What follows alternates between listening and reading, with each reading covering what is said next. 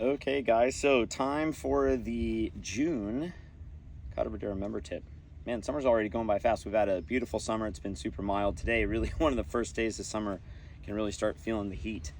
So, we've covered ball position. We've covered medicine ball throw to the target. We've covered waist-to-waist hanger, and that the face is the most important piece. And so, really, the one thing I thought I wanted to share with a little bit of everybody today is think of your club just like we would a ping pong paddle or anything else we use to play any other sport, right? This is the object that is moving the object, right? So wherever this club swings and points on TrackMan is where the ball goes. And there's really this brief moment down here through impact from about here to there, where if the club, relatively speaking, is on this angle and the face is square to that angle as you move it, that really you can't screw it up as long as you hit the middle of the face. So I call this ping pong paddle drill. And what ping pong paddle drill is just an understanding of what creates spin and tilt on the ball, right? Okay, so all our clubs are made on this angle, right? So everyone calls that plane, right? And all this plane is that if this club swings up and down on this angle, it's basically you're using it how the engineer designed it, right? Also, because it's up and down on this angle, it'll come right back on the ground where it was, right? So it'll touch the ground in the same place and it'll point at the target the same. So that's kind of massive. Secondly, if the face, as it sits on this plane, doesn't rotate around the axis of the shaft, then it stays fairly neutral. Well, that's 80-ish% of where the ball goes with an iron, 90 with a wood. So, those two things are massively important. So what ping pong paddle drill is just an understanding that if the club swings up and down on the plane and the face doesn't twist, that the ball goes straight. Okay, so I'm going to rake a ball over here. We've got these sticks kind of at that purple flag in the distance. I'm going to kind of show you how I would use this.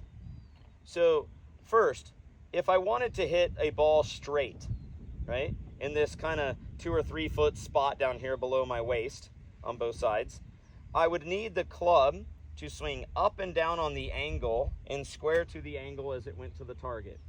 If the club does that, I'll hit one.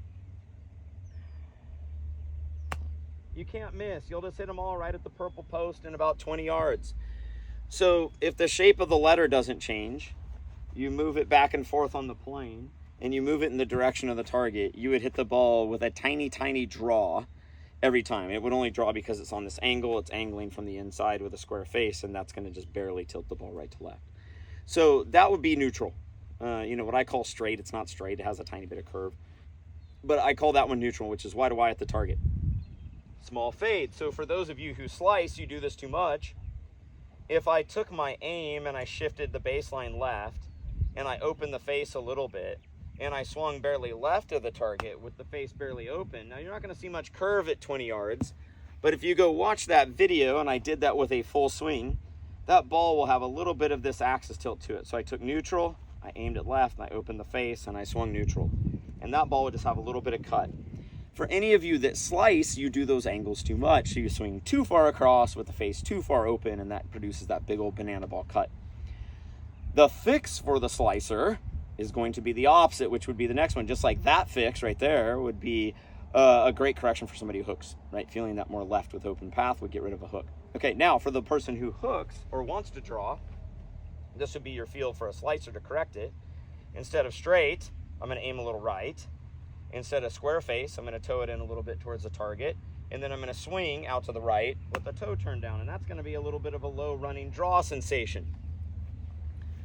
Anybody who slices, that's kind of your correction. You got to get the club to swing more to the right. And you got to get the face to the path barely closed. So these basic principles of straight, fade, and draw are how to shape the ball, self-correction mechanisms for when you're missing, a variety of shots on short game, right? A low draw feel rolls more, a little cut feel comes down higher and softer. It's shot shaping for all my clubs. Those same feels I apply for all of my clubs to hit full shots. Draw, fade, and straight. It's just a bigger version. So instead of just like waist high Y to waist high Y, I do full to full for straight. So all the way up there, all the way through there. Those feelings of what the club does through impact are the same. They are orientated forward at the target.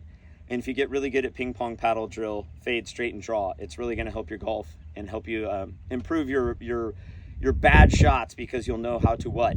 Feel the other side, and it'll give you a self-correction mechanism. Hope you guys stay cool out there. Make sure and drink plenty of water, and I'll see you out at the club.